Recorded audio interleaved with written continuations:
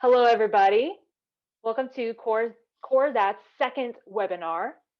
My name is Sachiko, and I'm going to introduce our presenter today, Mallory Malzkuhn.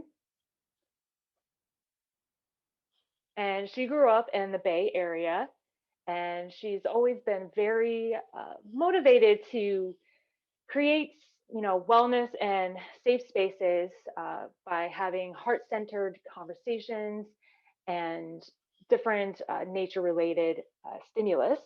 And so her emphasis is on ecotherapy and using the environment to be involved with their therapeutical methods. And I know that she's from the California school in San Francisco, and she did study. Well, currently she is working at an organization called SAFE. SAFE is actually an umbrella organization, and within the SAFE organization, she works for SHARE, Deaf SHARE, and she works for outreach with education, and she's the coordinator for that. And she is also a fur mom. She has a boxer pit bull named Weetzie Bat, and that name is actually from her favorite book. She also loves to cook. She likes to be behind the counter in the kitchen and then also being out in the woods. So we're here today to talk about why nature is important. And Mallory is really going to emphasize on how it's a positive impact on your mental, spiritual health. So please, let's take it over to Mallory for our presentation today. Hi, everybody. I'm going to go ahead and share my screen. 1 second.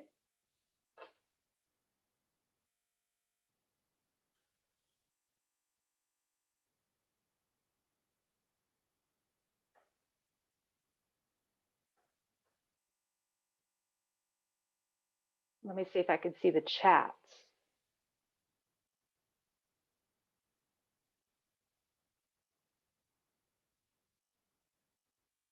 Oh, I can't see the chat.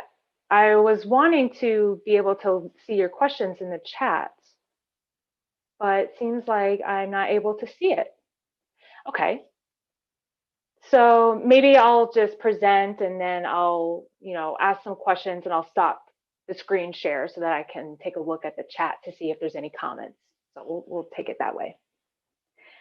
Okay, hello everybody. Thank you so much for Core That to give me this opportunity to do this presentation. I know that ecotherapy is very important to me and I really cherish this topic and I'm excited to share it with you. And now that we're in a virtual environment, of course, thinking about ecotherapy, you want to be outside, you want to be in nature. So hopefully when things are safer, you'll have that time to connect outside. But for now, we'll just connect virtually. Before I move on, I wanted to emphasize that I really love interaction. So if you have any questions or thoughts, go ahead and type it in the chat. I will try my best to see if I can get access to that chat. But if I'm not able to read it, then at least at the end, we will have a Q&A and you'll be able to turn on your videos and ask your questions directly.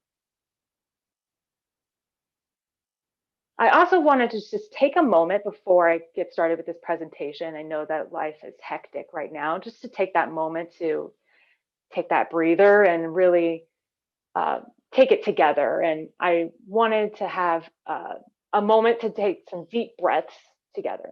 Okay? So we're going to take 3 deep breaths together.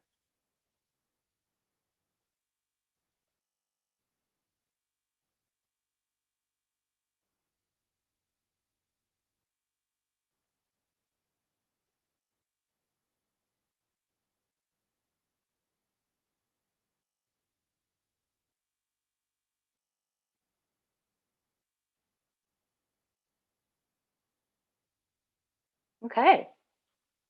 Hopefully that helps you feel a little bit more calm and connected.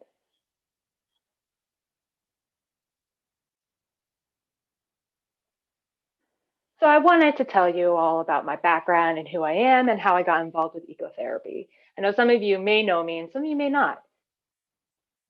My connection with nature goes far back in my history. Of course, when I grew up at home and at church, you know, whenever we went camping, I would go camping with my family, and I loved to go off trails and climb on trees and rocks. And I always felt that connection to, and not necessarily any terminology to anything in the nature, but I felt that connection. I really wanted to be involved. And I'm sure that you, those who join this webinar, also feel that connection as well. And with the academic portion, like Sko has mentioned, I have a master's degree, and that was a really cool program. And it focuses on ecotherapy and eco-psychology and how people and nature can connect. I got certified in eco sustainability, which I will explain a little bit more about, eco anxiety and eco grieving. And that training that I've taken has given me really good tools to really approach all these life crises like global warming that makes you feel like you're paralyzed, uh, and maybe even make you feel like you're worthless. These tools really help you navigate those feelings and also be able to take action. So I want to tell you a story as well.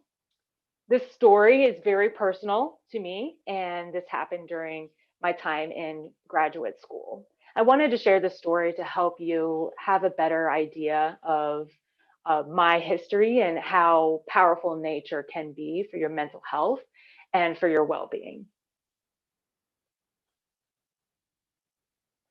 So, after this event happened, my classmates did recommend, and oops, sorry, I got distracted. Someone just came into the group.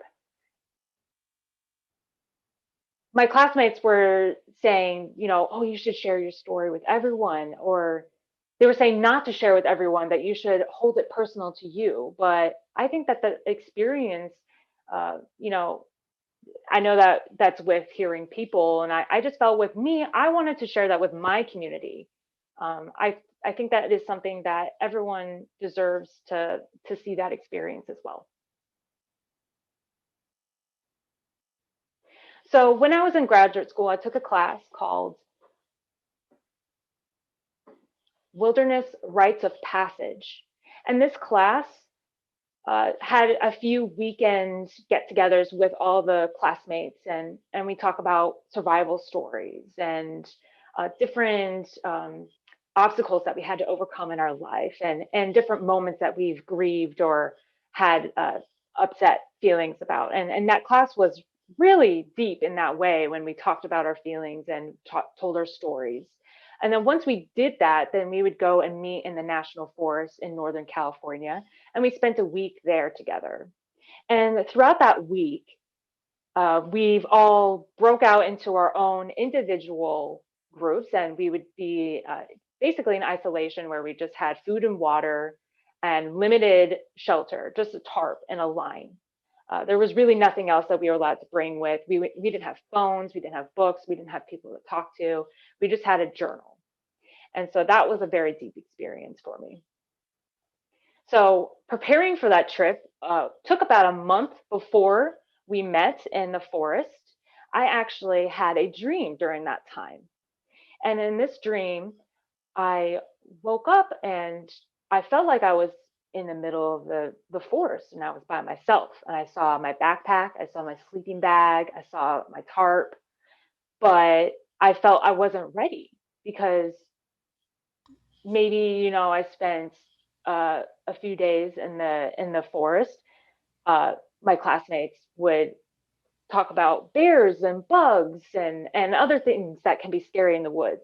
But for me personally, being able to constantly have distractions, to to be removed for 3 days, to not be able to text or talk to anybody, that was really scary to me.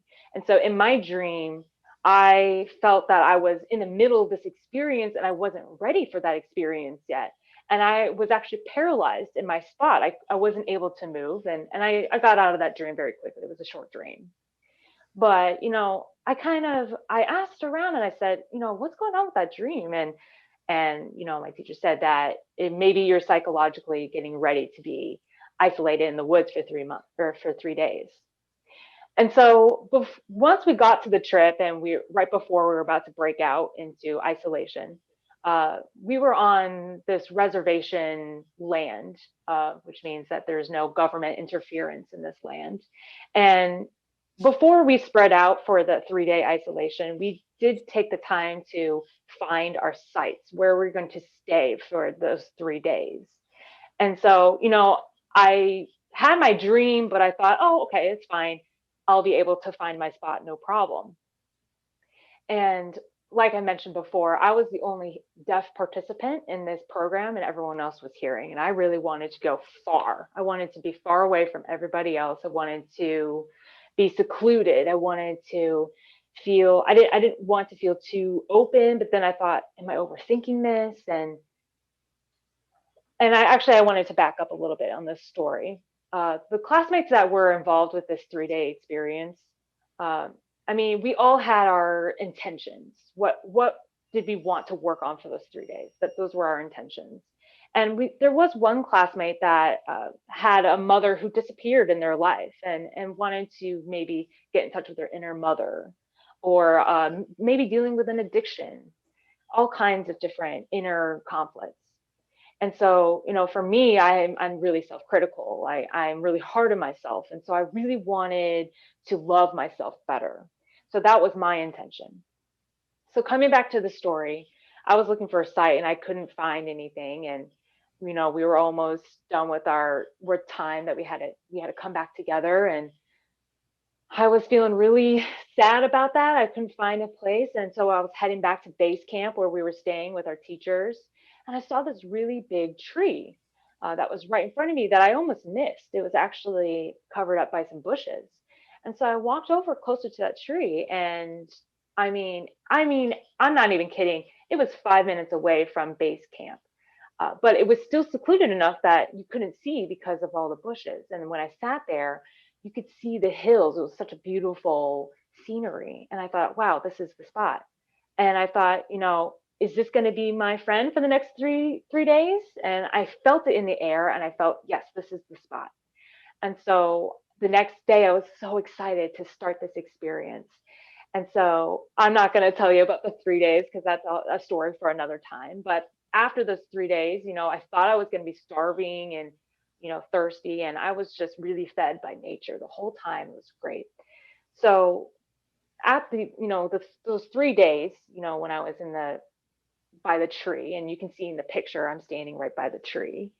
I was close by to that tree for all 3 days. I didn't do much. All I did was, it kind of considered it my grandmother tree, and I stayed close. And whenever I felt emotional, I would just constantly hug the tree. I would get close to the tree. It was kind of like my security blanket. And so the next day, when it was finally time to go back to base camp, I felt my experience was just really heartfelt. And I just saw that tree and I really looked at it. And all of a sudden, I just made the connection. And remember when I told you about my dream, I didn't actually think about my dream until the very last morning of the isolation time, when I couldn't move and do anything. I was paralyzed. It was because I was the tree in my dream. And my intention was to do self-love, and the whole 3 days that was there with my tree, every time that I was giving affection to the tree, I was actually giving affection to myself. And so it really taught me how to love myself. It was a really powerful experience. And that was my interpretation of that experience. So it was a really amazing experience, and it stuck with me ever since. And I realized that, that experience really helped me with ecotherapy and how nature has so much to offer, and it's really beneficial for us. So hopefully that story helps you kind of understand where we're going for the next hour.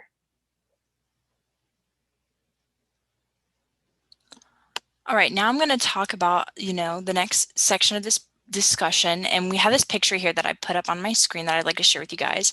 And if you just take it in for a moment, we see the beautiful trees and wildlife here. So just take a moment to absorb the scene. And I want to ask you guys a question. And you can type this in the chat if you'd like. What's your relationship with nature like? What sort of experiences have you had out in nature? And maybe this is time you spent out in nature. I'm just curious as to what your exposure and experience in nature is and what that relationship looks like and means to you.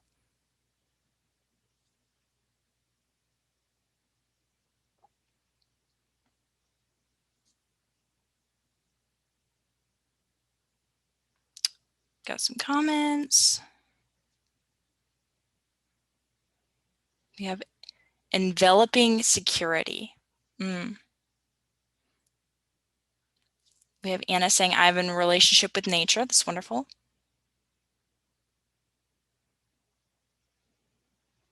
All relationships with nature have value, and they have differing spectrums and deepness.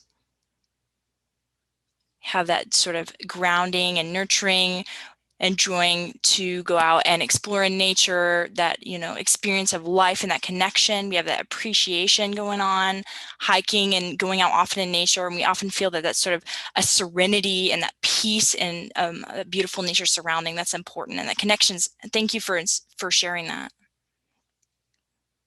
And we talk about having that as an important part of our life, and then just being able to disconnect from all the negative things around us. And they have one more person who commented that they grew up going out in nature, and they feel that every summer as a child, they would go out in nature every single day, and they had some observations, and they just sort of embraced that beautiful energy around them. And that's definitely connected to the presentation I'm going to be making tonight. So thank you for sharing that. All right, so to talk about ecotherapy, we probably should define that term first. And ecotherapy has to do with a lot of diverse features. Ecotherapy is pretty broad, and I want to give you guys some examples of ecotherapy that you might come in contact with. So there's no real specific definition for ecotherapy, but when it comes to ecotherapy, it's really interacting with nature, and ecotherapy is sort of a created word to discuss this experience. And each individual is going to have their own understanding. And this is sort of a practice of relationship with nature. And each kind of person and each experience is going to be different. So we have different cultures, we have different groups, we have different areas of the world and different vocabulary to explain that relationship with nature. It's extremely broad. And then we have academic, and we have certification that is involved. We can have programs that discuss this, but this has been going on for a very long time. When I have an interpretation of nature, that's really something that we see through our own individual lens, and that's how we interpret nature for ourselves. And I really want to emphasize, when it comes to ecotherapy, that nature sometimes comes from a sense of self, and we have something that we share, and nature is personal to you. Nature is how you accept it. I want to discuss the allurement and the magic of nature. We have this sort of fascination. And I took this class in the last semester before I graduated. And that course that I took was so beneficial and really perfect for helping me wrap up my master's degree. And the teacher was like a physicist, I want to say. And during that time, I really started to have a better understanding of the universe and the allurement that nature contains. When we consider the Big Bang Theory, when we go back to the concept of the world being created and the universe coming into existence, and the Earth and the solar system being, brought to reality, we have that beginning, which has that allurement to us. It has that interest. And we have that sort of fascination where things are being drawn together to establish themselves. And that's making something beautiful. And if we apply that to our concept today, we have that desire and that hunger to be out in nature and appreciate that existence. We have that pull to be out in nature, whether that's something we recognize or not. It's just sort of inside of us. It's not something we have to be taught. It's just that allurement and that interest in the world around us. And when I think about that, I consider that as human nature. Any person can participate and be at peace in the natural world. It doesn't matter what kind of personality they have. It doesn't matter, what the natural world around them looks like. They have that just sort of relief and that appreciation of the gorgeousness of the world around them. And that begins back when we consider something like the Big Bang, where it occurs and we don't have to understand why we have that allurement. We just know we have that fascination with the natural world around us.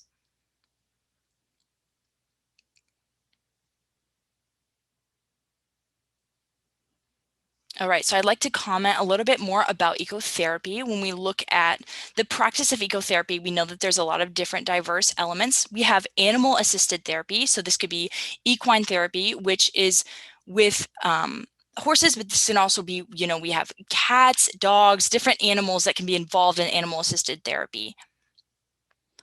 We have aromatherapy. And aromatherapy has to do with essential oils or something outside that has a specific aura or a smell, maybe the smell of rain, and that wet earth is very powerful to us, and that can be therapeutic.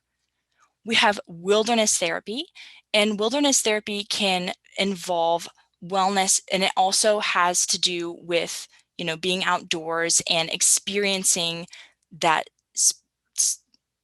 unique, separation from addiction or other issues in our lives.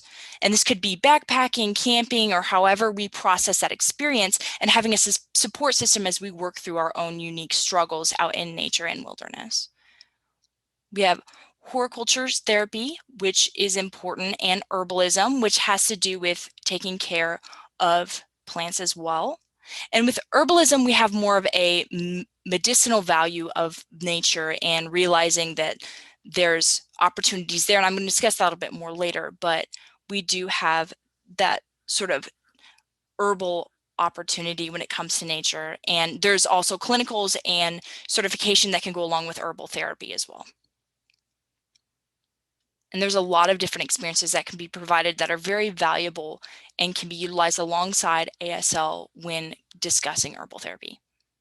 There's also art in nature. When we think about nature therapy, we have individuals who make homemade things that are created from items outside. We have meditation in nature, which might be sitting out in a specific place outside of our house, just out in nature, just to get that experience and exposure to the world around us. We have nature walks or quality time in nature, which can have to do with also spending time out in nature.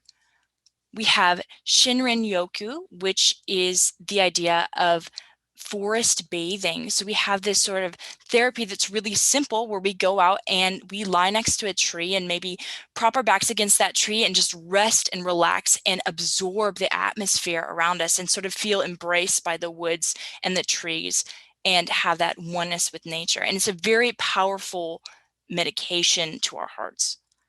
We also have different ways to take care of plants. So maybe this is another form of therapy. Just today, I was thinking about the smell of plants that we take care of in our house, and that is a form of therapy in and of itself. So caring for that wildlife is very valuable. All right, now I want to comment a little bit more on ecotherapy. And I also have, a more extensive list, and this can relate to deaf individuals around. And there's a lot of misunderstandings when it comes to ecotherapy. A lot of people envision ecotherapy as, having to go out on an organized backpacking trip or hiking trip and having to have a lot of extensive experience, or whitewater rafting, and it has to be very organized and planned. But therapy is really individual, and there's so many different levels and experiences for an individual. Therapy should be accessible, simple, and enjoyable for individuals. It doesn't have to require strenuous activity like hiking. It can literally be just sitting out in nature, whatever works for you, and each type is going to be unique for each person. So we have these experiences where individuals feel like it has to be organized or structured, but each person has their own way of appreciating the therapy that nature can offer them. So there's this one short comment that I really enjoy from a specific author, and I want to include it in my presentation here. And many people have asked, how do I connect to nature? I don't know if I'm doing it right. How do I learn how to get involved in ecotherapy? And how do I make this process correct? And my first job back when I was younger involved the process of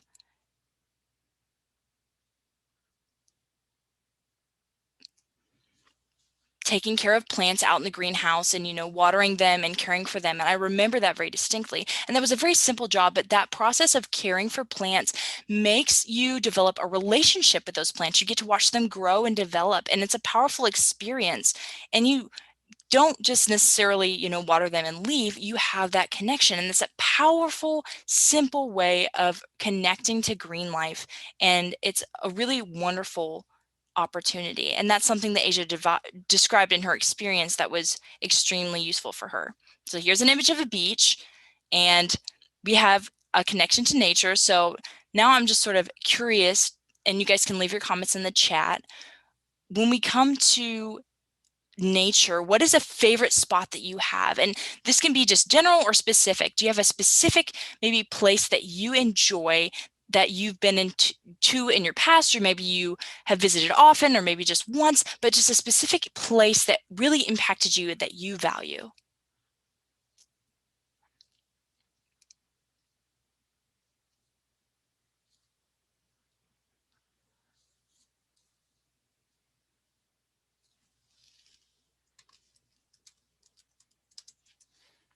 Have a forest, a rainforest. Awesome. We have Isobella in Connecticut.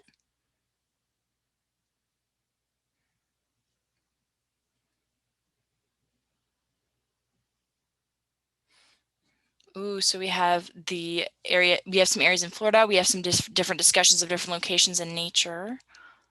Oh my goodness, the chats are coming in so quickly. We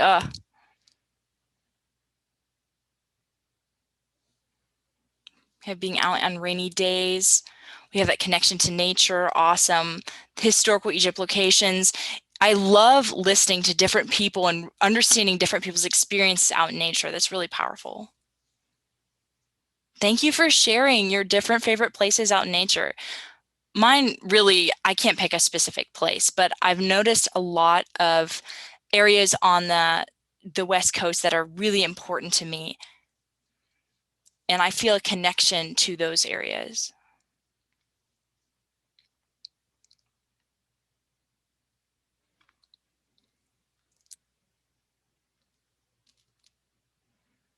All right, so I put up this quote, which is from Megan Delaney, and she has really hosted a lot of presentations and meetings and webinars relating to mental health and ecotherapy. And she has a lot of sessions with clients, and a lot of her therapy has to do with starting to become involved in nature. And a lot of individuals don't know if they're doing ecotherapy right. And her response really to that concern was that our connection with and relationship with nature is whatever feels right for you. It's unique and it's individual. You need to trust yourself and understand that that relationship needs to be appreciated in its own way, and it's going to look different for each person.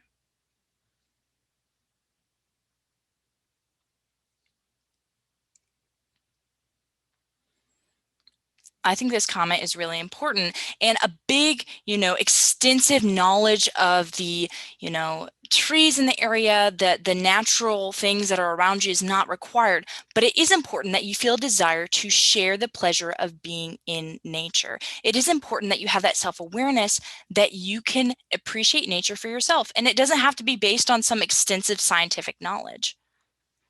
And we're going to appreciate different things out in nature, and that's okay. And we're really just sort of made of water and stardust, and that's what contributes to our being. We're all made up of the same things, and that means that, nature is important, and we're all related and connected through nature. And that philosophy just kind of carries through for each individuals. I want to emphasize that connection with nature when I comment on that openness that we have and that desire to be out in nature. And that's going to show up in different ways, and that's going to show up in, whether that's a simple walk out in nature, or, that exposure to beautiful things around us is really powerful.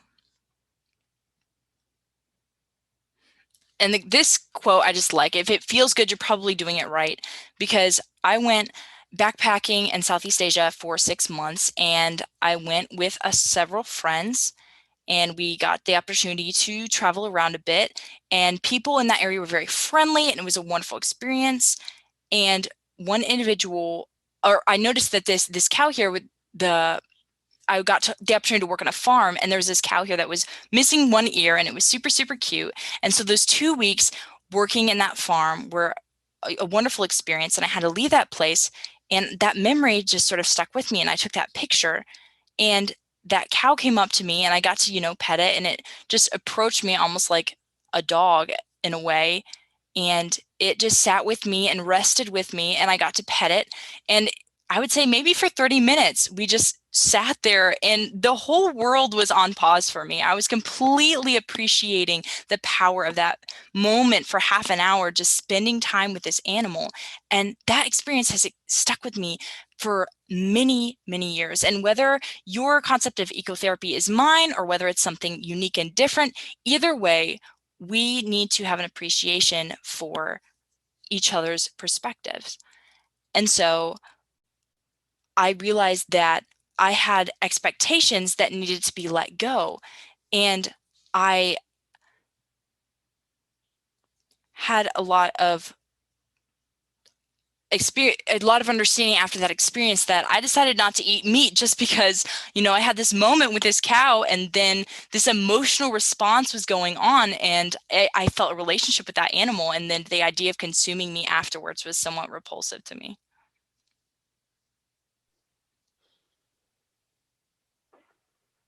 Well, here's another question for you. What is your favorite thing to do in nature? Go ahead and respond in the chat.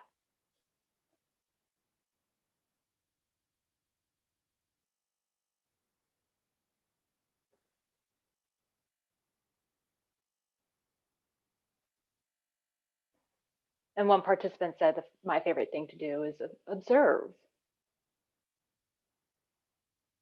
Walking, taking insights, having conversations with myself, sitting, watching, walking, smell,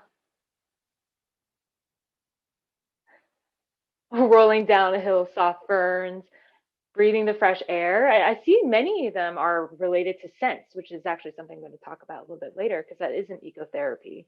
Because it reminds us to get connected with our senses, and it enhances our sensory experience. Someone said they love laying on the ground, seeing the trees move. I love that as well. Thank you, everybody. Picking wildflowers, just being, writing. Yes, all of it.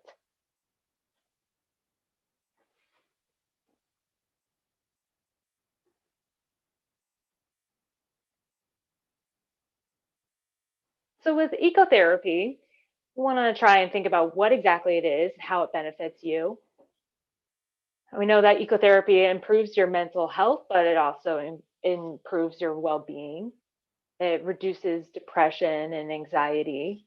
I know that even just a 15-minute walk outside, any stress that you were feeling before that walk is guaranteed to come down a little bit. That just seems to be a guaranteed experience with ecotherapy. With anxiety, one personal story about that. Before I moved, I was feeling pretty depressed, and I was going to work, but I was feeling really bad. I was having a hard time getting up in the morning. And I just thought, is this going to last forever? I thought about seeing therapy, but I just moved, or I wanted to move. And so I just felt, I needed more support. I didn't know what to do.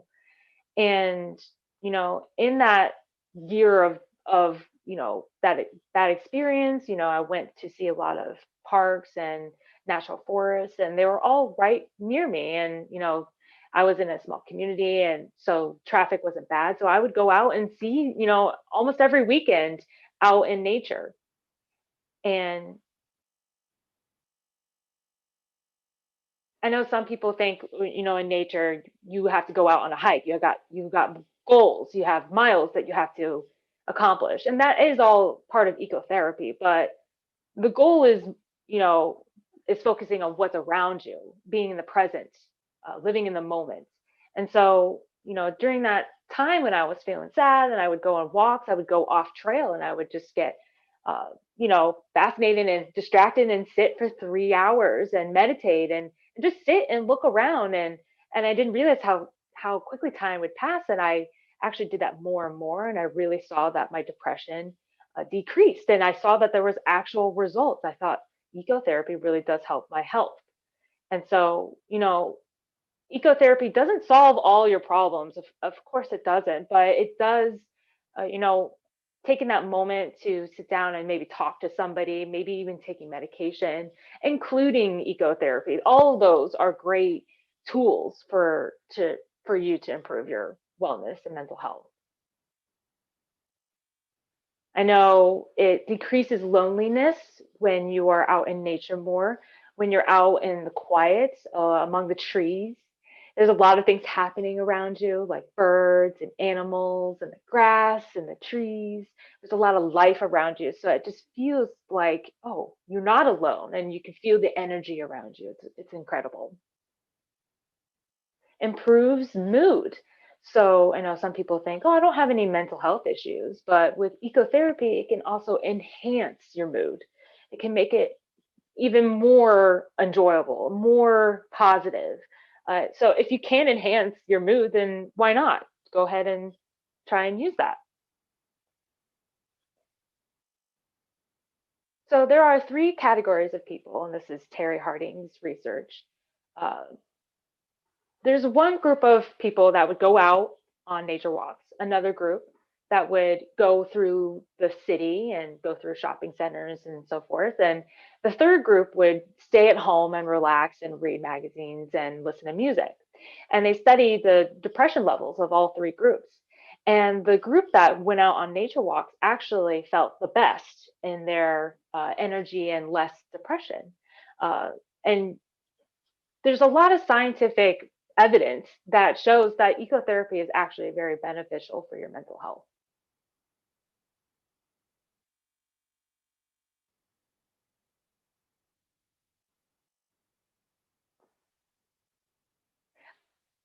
One thing that I love with ecotherapy is that it helps me connect to my inner child.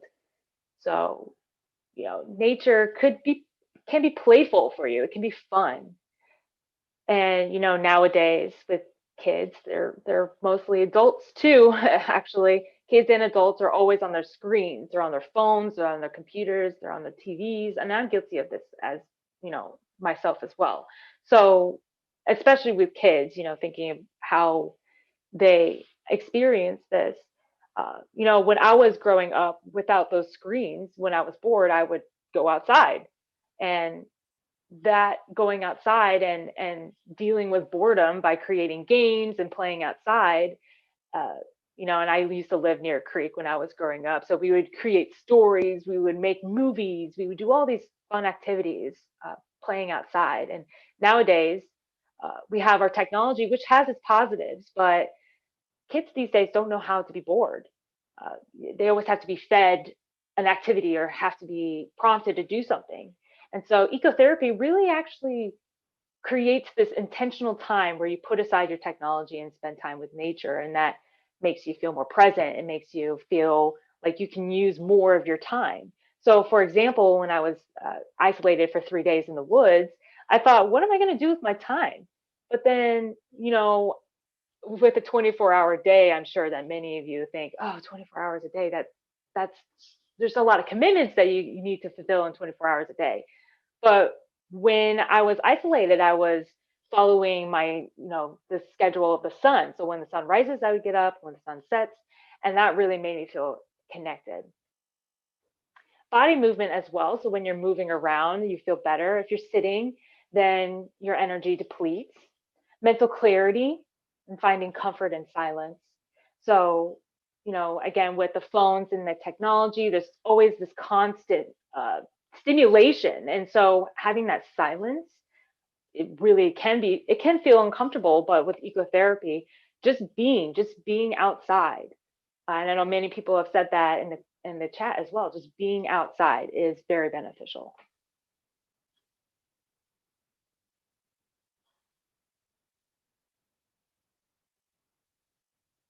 And of course, ecotherapy goes two ways. It's not just beneficial for us humans.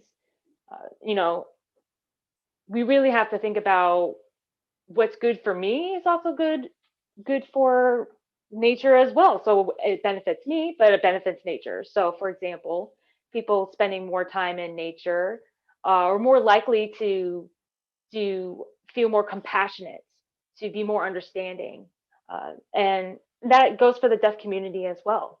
I know there's a lot of research that shows that ecotherapy, uh, with personal wellness and uh, the planet's needs, planetary well-being, is actually very connected. And people who spend more time in nature can actually help manage with the anxiety and the grief. I know I mentioned with global warming and climate change, we're all experiencing this. Oh, it seems like, I'm sorry, I got distracted. I thought I was running out of time. Oh, time is going by very quickly. Anyway, sorry. So going back to my point, with eco anxiety and eco grief, I know that we're all influenced by everything that's going on outside. And, of course, we live on Earth. And so if things happen on Earth, it's going to affect all of us. So we all experience this. We all experience the eco anxiety and the grief. And so when you feel more connected with nature, it actually helps us. It helps us create tools and think about how we can take action, how we can give back more to the earth, and maybe lessen our waste and more sustainable lifestyle. And so it's a really two-way street with the healing.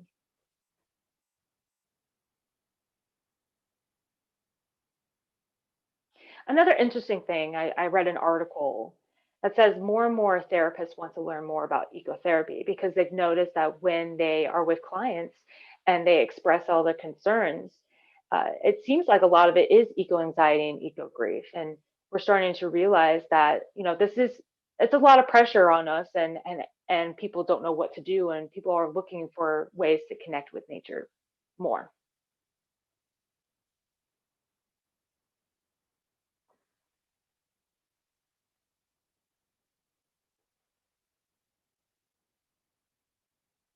So what can nature teach us?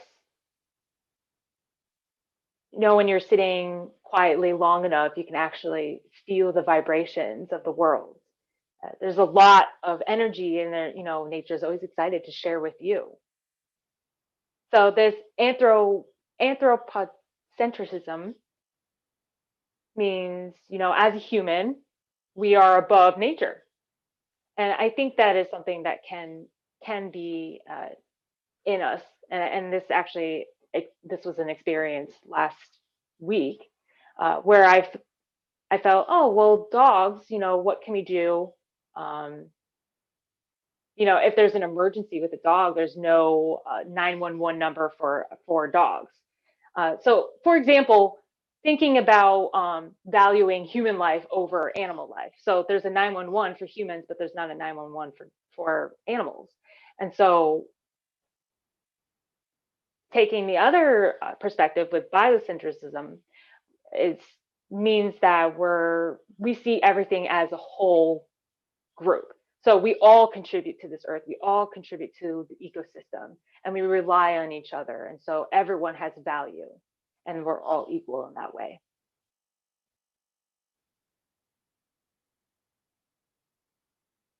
I know with ecotherapy, I know some people would say, "Oh, I need a break. I need to go on a camping trip. I need a break from life." And I catch myself saying this as well, as this is as an escape. And is nature actually an escape, or is it, people view nature as a separate being, as like that's outside, that's out there, but it should be where you feel most at home. So nature is actually your home instead of, what you're trying to escape from. So you're going home instead of escaping. Another fascinating thing, uh, I think, with forests, and I love forests. So forests have their own communication system. And here's an example. There's bamboo trees in Africa who thrive in groups, like kind of like a community. They live in groups.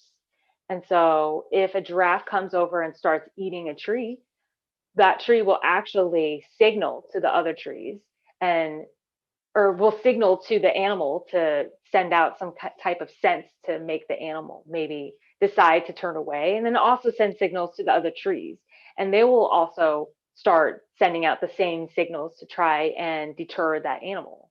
So we think that, oh, trees are so beautiful, but actually there's so much more complicated system that they communicate with each other, and there's a lot that we can learn from them.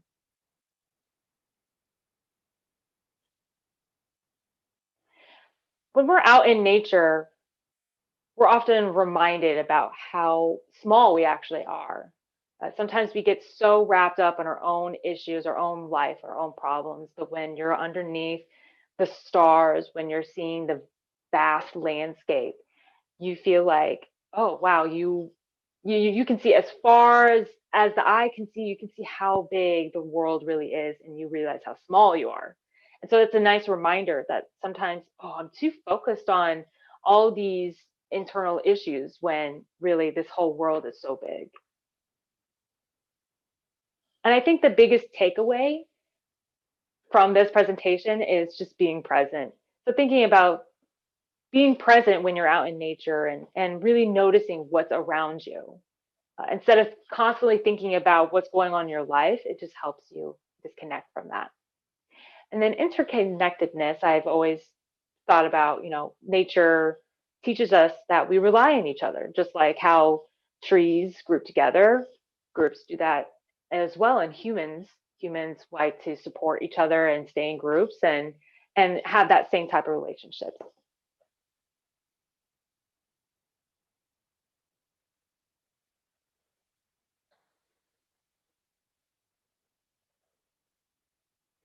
Just a moment just to take in this beautiful picture.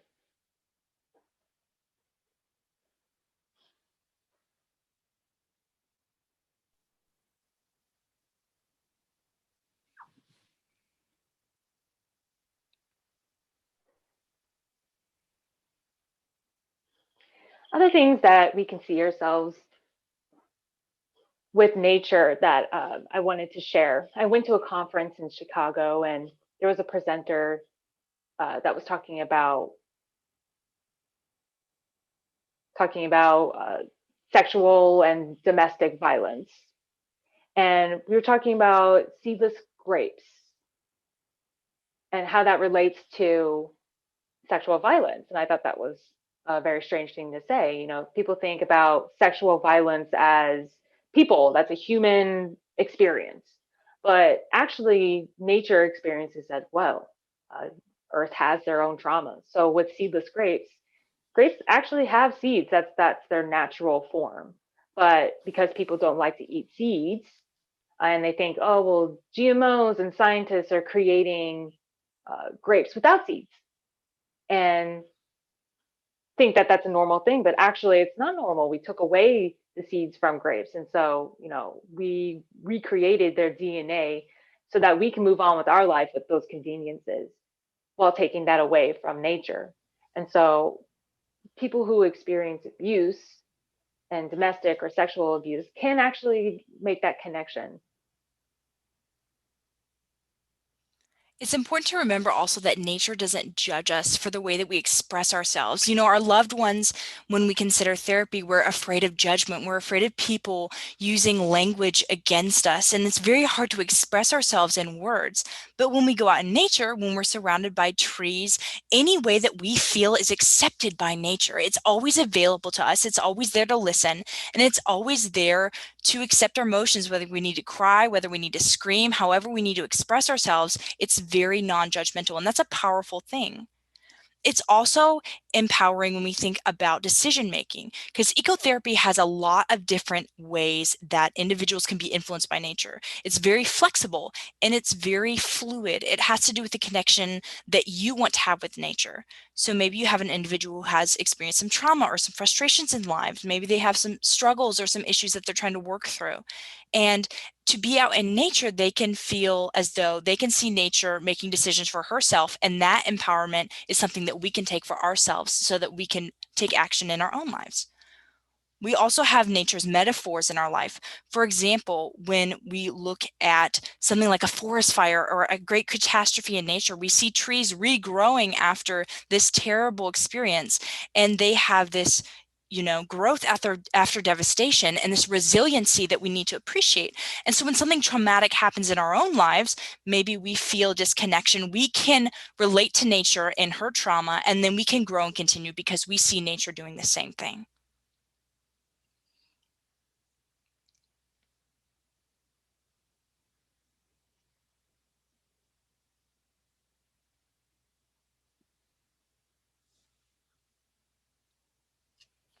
All right. Now I'd like to talk a little bit more about ecotherapy when we talk about the benefits, and we talk about some of the more descriptions and practices and how we can relate to nature in its most natural form. When we come to practicing ecotherapy, we have stimulating your senses through nature. And I really enjoy this topic. It's very important. And this could be anything as simple as smelling something, as feeling something. My favorite concept really is drinking coffee or water or beer, whatever you like. It can be anything really, and just sitting out in the sun and being intentional about it, and just having maybe a cup of hot tea that's warm, and so you're drinking that, and you know it came from the earth, and as you're drinking this and you're in the sun, you're being warmed, close your eyes and just let that sensation bring a new life to you. So you have the flavor of the earth coming inside of you, you have the sun shining down on you, and I always enjoy this experience. I feel it's very wholesome. We also have aromas, so we have the smell of the earth after it's rained, and that powerful experience there, the aroma of a forest when you go out and are surrounded by the trees as well. You might have, the smell of specific scent, or ways that you can bring plants or flowers inside. And, however you like to experience that, those strong scents can build your exposure and experience through smell. We also have feeling too. So, we had that mention of loving to roll down a hill. We have the same sort of childlike appreciation and wonder, just being able to feel the grass and, be exposed to the soil and the way that water feels, and resting your feet in the water and having that water flow over you is so important. You feel close to nature, and it's a really special experience. When you're out in the woods or something, you can also establish a tree that you want to be friends with, and maybe you find a special place, and that tree has to be accessible, so maybe close to your home or somewhere where you can easily go, and you just really establish a relationship with that tree. If you feel something specific about that tree, touch it, hug it, spend time with it, sit close to it, and relate your emotions to that tree. It's very important that you can do this, You and can still it watch it will though, right? strengthen that Just email me experience. asking them for a I recording. remember when my family Okay. was discussing culture, and we had that comment and appreciation of nature. We recently found out that culture, when it comes to the celebration of culture, there is a respect for a tree, and it doesn't matter how you celebrate that tree, but that application has to do with ecotherapy, and it relates to empowerment too, because you have, this other culture that's, maybe taking something, or you feel that is stealing something from your own home culture, and you need to be able to find your own place, and establishing a tree that's your friend is very important. We also have the discussion of herbalism. And so if you're making your own medicine or concocting your own, medicinal value from plants is important. And you also can learn more about the moon cycle as well. So, a lot of times women will consider this with, their physical, system, but we know that as human beings, we're 60% water and we're moon dust, and it applies to all genders. And when we consider the moon cycles, we think about health, and we think about wellness, and we think about the way that it influences us, because we are made up of what the moon is made up of.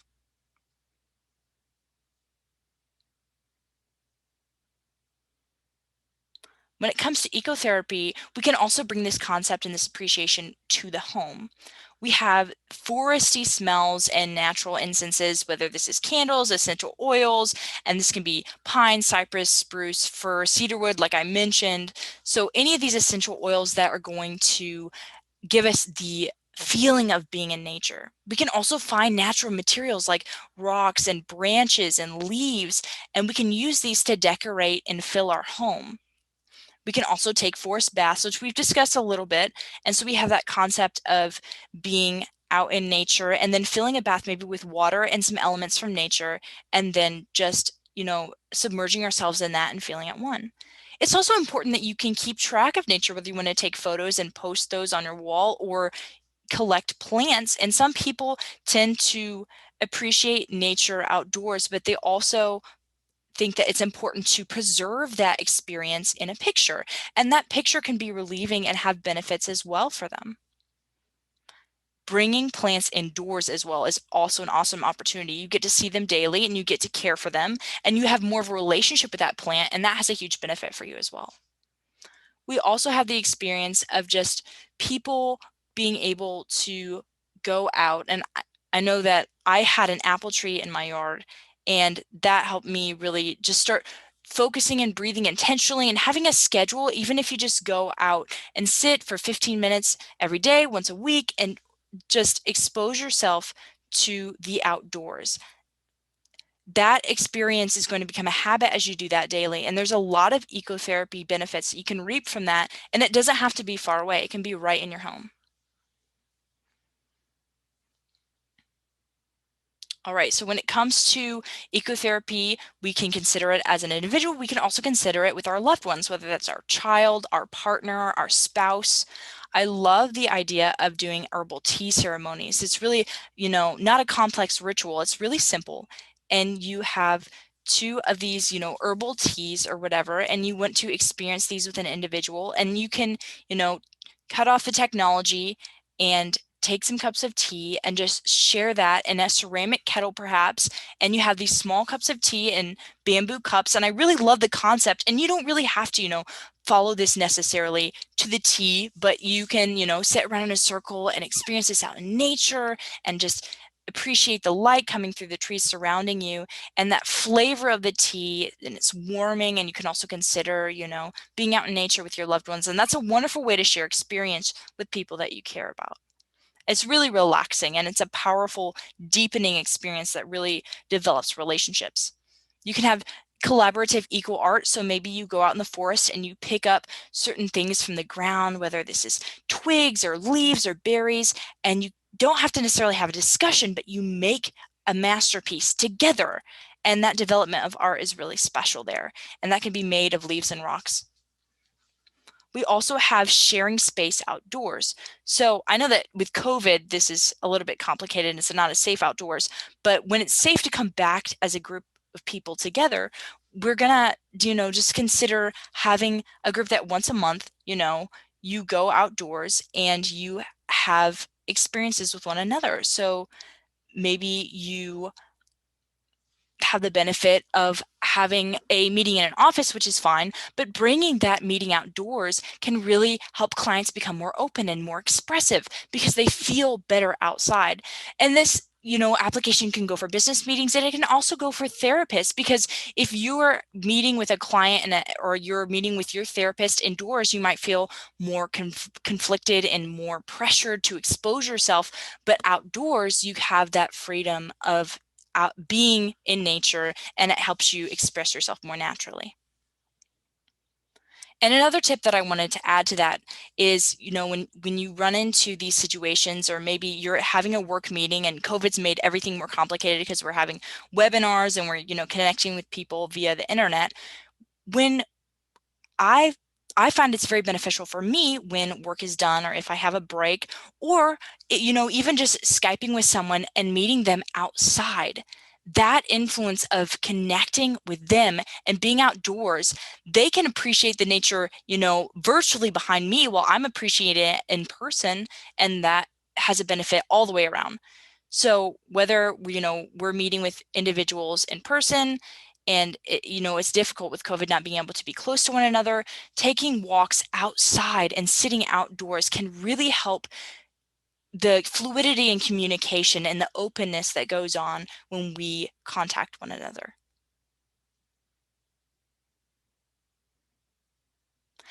Okay, outdoor safety is extremely important when we're looking at ecotherapy because we want to make sure that you have some preparation and some thought that goes into your plan before you begin. So obviously, water and some type of snack is important, and checking the weather before you go outside is good so you can match your clothing to whatever your environment might require. Knowing that that environment is also important as well, because you should know your surroundings and you need to let someone know where you're going to be so that you have a specific time limit, or if something goes wrong, someone has an expectation for you being back. So it's nice to know if you're out and about, that someone else knows where you are and typically has an expectation for when you're going to arrive. It's also a good idea to have a map or a phone or something so that you know exactly where you are. You could take a picture of that and then you can pull that up later. And that's a wonderful skill to develop. There's also an app called All Trails app, and that can, give you your location and help you identify trails as well as preventing you from getting lost.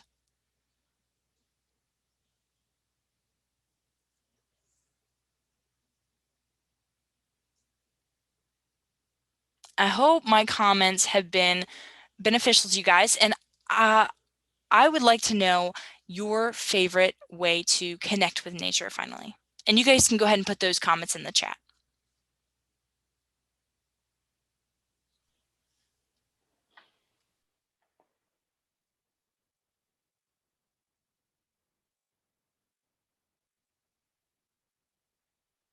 It seems quiet in the chat. That's fine. I know we're almost wrapping up, and then I'll turn it over to you for anyone who wants to share their messages out loud. It seems like chat's actually a little bit delayed. I see someone says my favorite ways to connect to nature is to live in the country. Bare feet in the earth, yes. I love that. Feeling the dirt in your feet. Yes, I love it. Walking through the creeks, eating berries, having trees as my neighbors, tie up the hammock in my backyard, drumming, feeling the beat. Yeah, making soul music. Yeah. The smell of a fire in the fall time, definitely.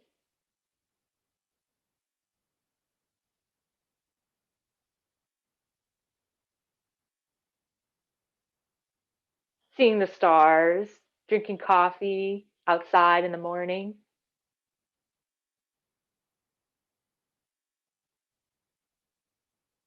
So to summarize, the intention of tonight is, try as your takeaway is to trust yourself, and uh, it doesn't take much to connect to nature, and don't be afraid to explore and learn new things and be open to what nature has to share with you and explore what works with you best. Some people connect with trees, some people connect with water or the ocean. It's all varies. So just explore and try to find what's your connection to nature. And you can share that with your loved ones or with the community. And I've mentioned before these Instagram accounts. I really want to emphasize two of them. Uh, one with that starts with a B, Baruch. That one's my favorite one. This person is recently certified as a ecotherapist who's deaf. There's only two that are deaf. The rest of them are hearing. Other ones like Queer Nature account is really cool. That 3-day experience that I described, this Queer Nature, pick, they tend to host this type of events with people who identify as queer or POC. I love following these accounts because I get to see all these pictures and then I can feel connected to what they're doing. I'll let you all have a moment to take a picture if you want.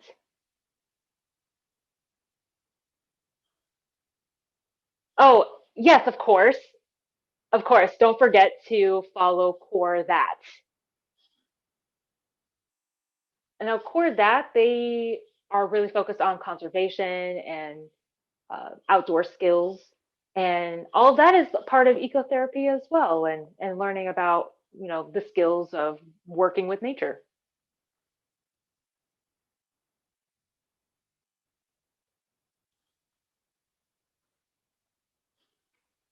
Taking a breath here.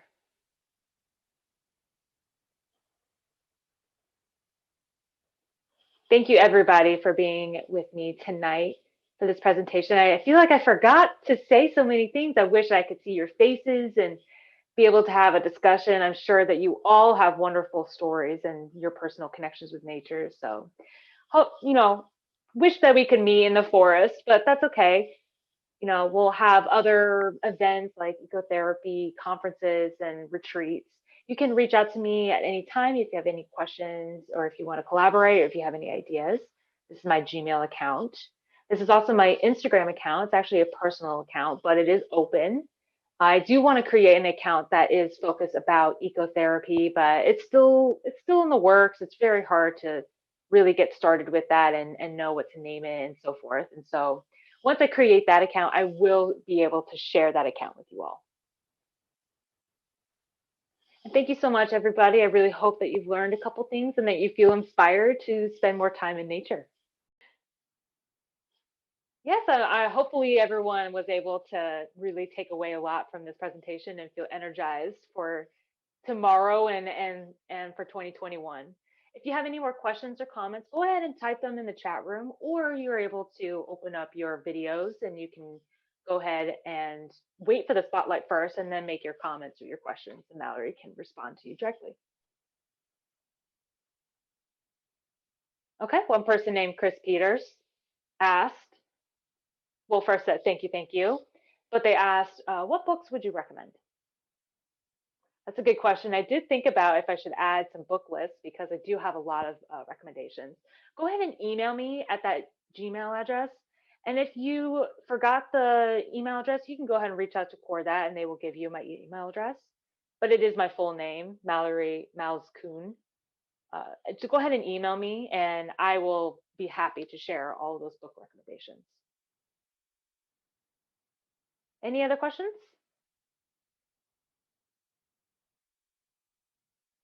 And you can see in the chat that the email has been shared with you all, so you can email her. I do notice that the chat room seems to be high energy. Everyone's very thankful, so obviously your energy has spread. So thank you again for this presentation. Yeah, I want to be able to talk more. I want to see your thoughts. Well, let's see who's brave enough to turn on their video and share their thoughts. One person named Mia has asked whether studying topography, the type of maps that, you can see the different shapes, is that a form of ecotherapy? That's a really interesting question, actually. If it makes you feel good, if it makes you feel like you understand the planet better, then yeah, I absolutely believe that's a form of ecotherapy. There is no right or wrong way to approach ecotherapy. If it feels good for you, then that's the way to do it. I do like that question. Any other additional questions?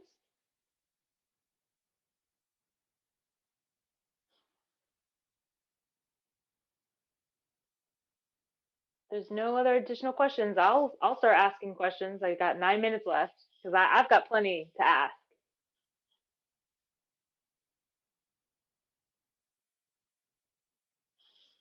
Okay, we're gonna wait 1 second, Morgan. We're gonna spotlight you. Okay, you're spotlighted. Go ahead and ask your question. Hi. I really enjoyed your presentation. It was very deep and thought provoking and really thinking about how we receive energy from nature, but then also what we give back to nature is important. I remember a beach cleanup I went to 3 years ago, and I went to, it was a school program, and we did a really amazing beach cleanup. So thinking about other ways, how else do you give back to nature? Yeah, having conversations, holding the space, getting together with friends. I really have to think about it. Getting involved with volunteering as a cleanup. I haven't actually experienced that in a while. My ecotherapy is very solitary, and or with a few friends. But I do want to focus more on a community-wide aspect. So I do want to think about that a little bit more.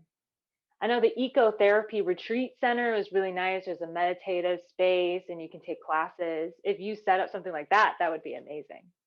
Yeah, hosting a retreat for ecotherapy for deaf participants, that's a great idea.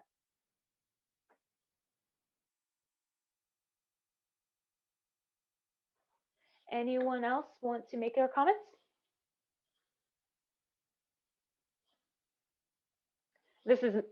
Oh, it seems like someone else asked a question. Alina asked, where would you plan ecotherapy?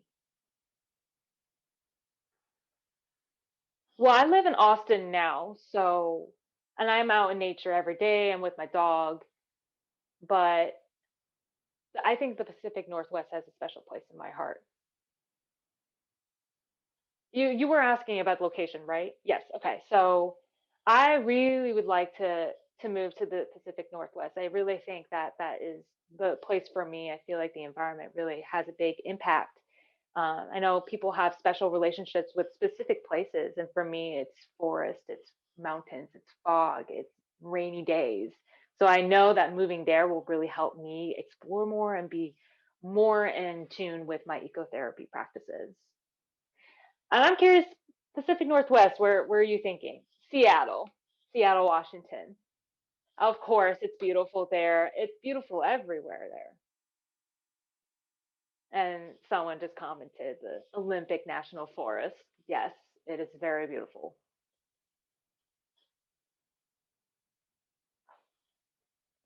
And this is my own personal questions go to you. Someone like myself, for example, who works a lot and sits around a lot. What's your advice to help remind myself to keep interacting with nature while I'm working all day, inside, and I'm sure many people relate. What's your advice for that? I know people who are working at home maybe have access to windows, maybe a balcony or a backyard. Like I mentioned, when I video chatted with my friend, I saw that they were sitting outside. So you can create some spaces. If you don't have that, maybe set up your desk near a window, take 15-minute breaks to walk outside, get some fresh air, or even you can use incense or some kind of oil diffuser that's kind of a natural smell for your favorite aroma. I know some people like trees or a different type of scent for that. Um, I know if you're sitting around a lot, you can use textures, so you can use rocks and so forth that you can touch. Um, your desktop background can be your favorite nature scenery, or you can even have a picture hung up in your office. There's many different ways. You can also set up your calendar too. So, your Apple Watch can set reminders to get up and go outside for 15 minutes. That's a good way to make your reminders. Yeah, I saw someone else made a tip that said forest bathing. There's a link that you can click on in the chat, and there's all these different types of forest baths. Oh, I would definitely need to check that out. Yeah, thank you for sharing that, Summer. And Mia had a question. Maybe Mia is going to turn on the video. Okay, great. Go ahead, Mia. Hi, everybody. I grew up in the Southeast forested area, and the older I get, the more I see corporations and commercial space really taking over the forest that, was there when I was a kid. How do you deal with the pain of that? uh, that's where I used to explore. There were no trails or anything. It was just a forest, and now it's being taken over by business. I don't have a perfect answer for this. Again, with the eco anxiety and eco grieving, you see the destruction of nature.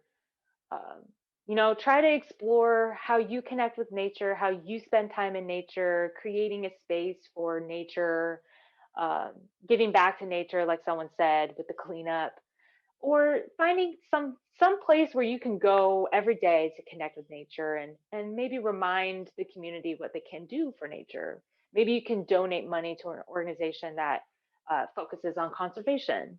I know some people think that, oh, I have to do all these big things, but really it's just simple small things. Keep your relationship with nature, and that can be enough. And you don't I was trying to figure out in Alaska, just trying to think about the concept, what's going on in Alaska, how that applies here. It's not, people don't know about it as much here. But yeah, thank you so much for your comments.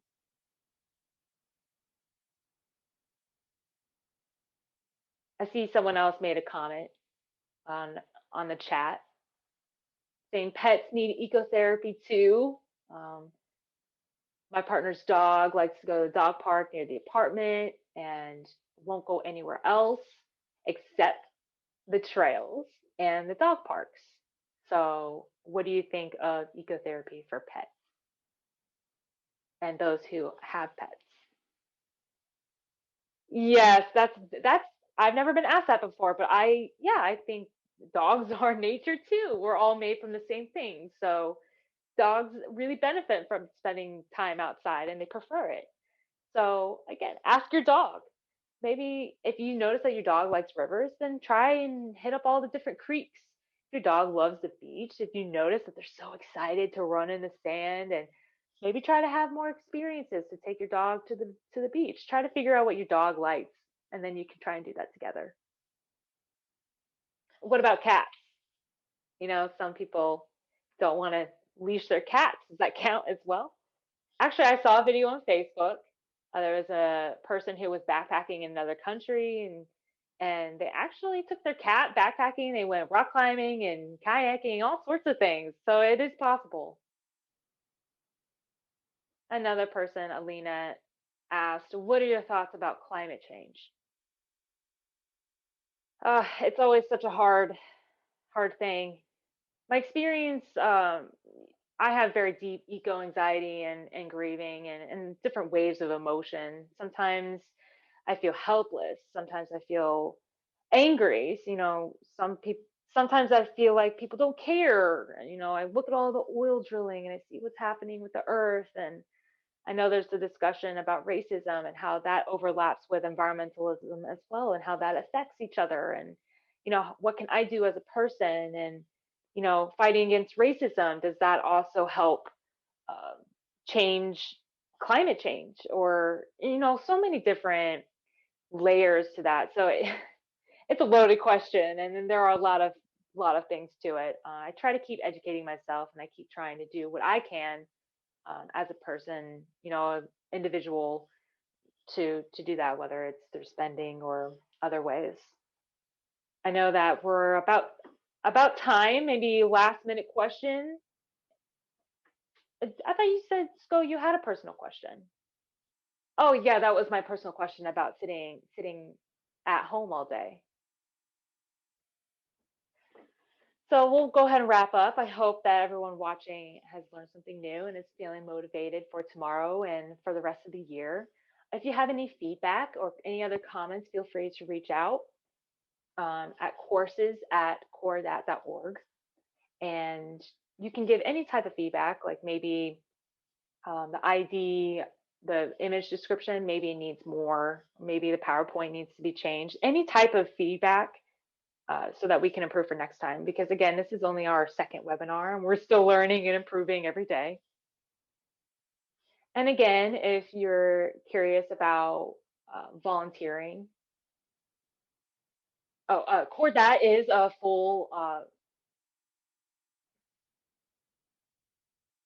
so if you're interested, then if you're interested in ecotherapy and being outside, you can also donate to our website to support our deaf community working in the outdoors. And our next webinar is titled uh, NOHLS, NOHLS. So talking about expeditions in the outdoors and a deaf perspective. And Sam Bragg is going to be the person who's presenting, and that's going to be February 7th, Eastern Time. So go ahead and reserve your spot so you can learn more about making expeditions outdoors. I wanted to thank Cordat for giving me this opportunity. And if any of you post or see anything with nature outside, I know that I see everything with your, screens, but if you want to share more about that, go ahead and reach out to me. You can text me or anything. I'm always curious about your connections outside. Thank you everyone for joining and have a good evening and hopefully you'll sleep well tonight. Thank you. Thank you, Mallory, for joining us tonight. Really, again, I just can't explain how much I feel inspired and warm because of this presentation. I know it's snowing here in Maryland, so I feel warm inside. So thank you so much, Mallory. And good night to everyone else. Good night, everyone.